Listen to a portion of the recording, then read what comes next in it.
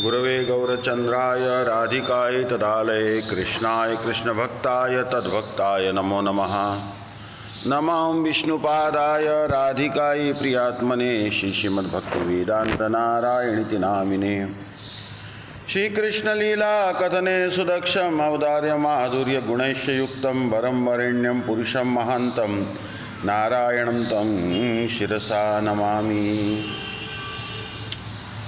First of all, offer my millions of obeisances to lotus feet of Asmati Gurupath Padma Nityala Pret Jagat Guru Shri Srimad Bhaktivedanta Narayan Goswami Maharaj, Triyandi Swami Shri Srimad Bhaktivedanta Dandi Maharaj, Naam Nishta Sant Shri Aniruddhas Prabhuji, all the Vaishnavas and Vaishnavis who are gathered for the online class of Bhagavatam. Please accept my humble obeisances. So, now we are discussing Srimad Bhagavatam, Canto 1, Chapter 17, Text 24. Tapa shaucham daya satyam iti pada krute kruta adharmam shaistrayo bhagna smaya sangam daistava. Tapa shaucham daya satyam iti pada krute kruta adharmam saistrayo bhagna smaya sangam adaistava. Tapaha, austerity. Shaucham, cleanliness. Daya, mercy. Satyam, truthfulness. Iti, thus. Padaha, legs. Krute, in the age of Satya.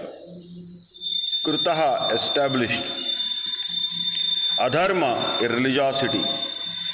Amshahi, by the parts. Trayaha, three combined. Bhagnaha, broken. Smaya, pride. Sangha, too much association with women. Madahi, intoxication. Tava, your. In the age of Satya, truthfulness, your four legs were established by the four principles of austerity, cleanliness, mercy and truthfulness. But it appears that three of your legs are broken due to rampant irreligion in the form of pride, lust for women and intoxication. The deluding energy or material nature can act upon the living beings proportionately in terms of the living beings falling prey to the deluding attraction of Maya. Moths are captivated by the glaring brightness of light and thus they become prey to the fire. Similarly, the deluding energy is always captivating the conditioned souls to become prey to the fire of delusion. And the Vedic scriptures warn the conditioned souls not to become prey to delusion but to get rid of it. The Vedas warn us to go not to the darkness of ignorance but to the progressive path of light. The Lord Himself also warns that the deluding power of material energy is too powerful to overcome. But one who completely surrenders unto the Lord can easily do so. But to surrender unto the lotus feet of the Lord is also not very easy. Such surrender is possible by persons of austerity, cleanliness, mercy and truthfulness. These four principles of advanced civilization were remarkable features in the age of Satya. In that age, every human being was practically a qualified Brahmana of the highest order, and in the social orders of life, they were all Paramahamsas or the topmost in the renounced order. By the cultural standing, the human beings were not at all subjected to the deluding energy. Such strong men of character were competent enough to get away from the clutches of Maya. But gradually, as the basic principles of Brahminical culture, namely austerity, cleanliness, mercy and truthfulness, became curtailed by proportionate development of pride, attachment for women and intoxication, the path of salvation or the path of transcendental bliss retreated far, far away from human society. With the progression of the age of Kali, people are becoming very proud and attached to women and intoxication. By the influence of the age of Kali, even a pauper is proud of his penny and the women are always dressed in an overly attractive fashion to victimize the minds of men. And the man is addicted to drinking wine, smoking, drinking tea, and chewing tobacco, etc. All these habits or so-called advancement of civilization are the root causes of all religiosities. And therefore, it is not possible to check corruption, bribery and nepotism. Man cannot check all these evils simply by statutory acts and police vigilance. But he can cure the disease of the mind by the proper medicine, namely advocating the principles of Brahminical culture or the principles of austerity, cleanliness, mercy and truthfulness. Modern civilization and economic development are creating a new situation of poverty and scarcity with the result of blackmailing the consumers' commodities. If the leaders and the rich men of the society spend 50% of their accumulated wealth mercifully for the misled mass of people and educate them in God consciousness, the knowledge of Bhagavatam, certainly the age of Kali will be defeated in its attempt to entrap the conditioned souls. We must always remember that false pride or too high an estimation of one's own values of life, undue attachment to women or association with them, and intoxication will divert human civilization from the path of peace. However much the people clamor for peace in the world, the preaching of the Bhagavatam principles will automatically render all men austere, clean, both inside and outside, merciful to the suffering and truthful in daily behavior. That is the way of correcting the flaws of human society, which are very prominently exhibited at the present moment.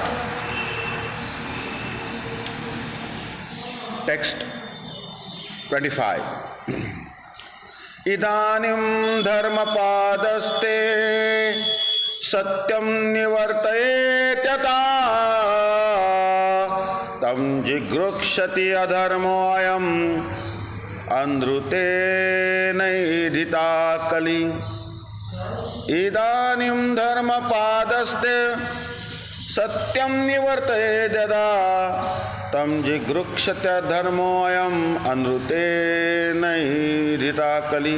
Idanim, at the present moment, dharma, O personality of religion, padaha, leg, te of you, satyam, truthfulness, nivartayet, hobbling along somehow or other, yataha, whereby, tam, that, jigrukshati, trying to destroy, adharma, the personality of a religion. Ayam, this, andrutena, by deceit, edhita, flourishing, kalihi, quarrel personified. You are now standing on one leg only, which is your truthfulness, and you are somehow or other hobbling along.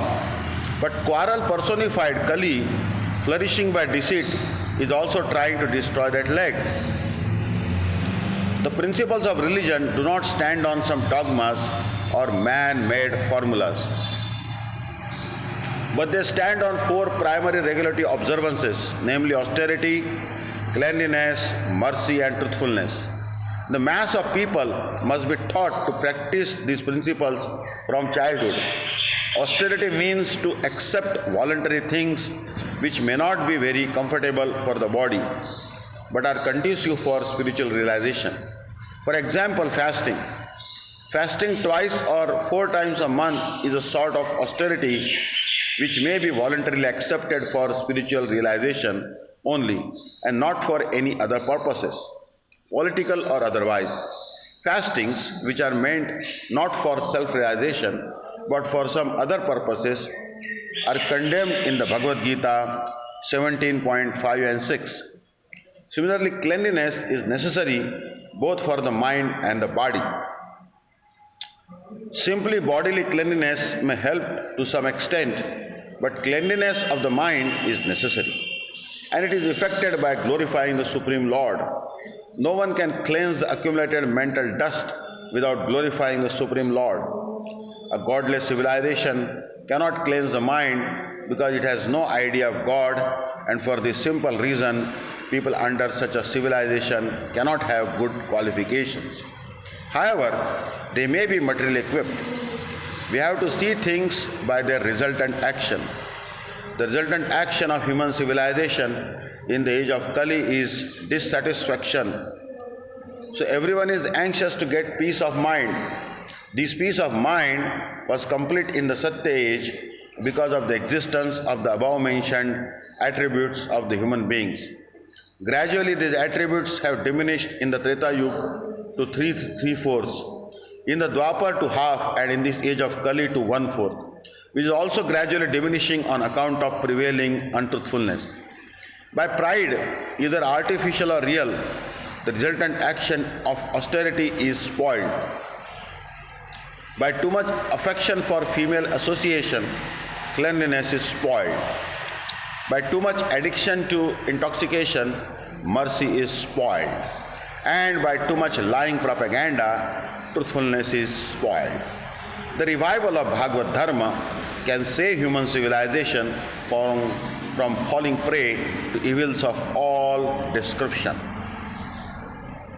Hare Krishna. Vancha kalpataruvyasya kripa sindhubheva cha patitanam pavanebhyo vaishnavebhyo namo namaha. Ananta Koti Vaishnava Vrinda ki jai. Hari Bol.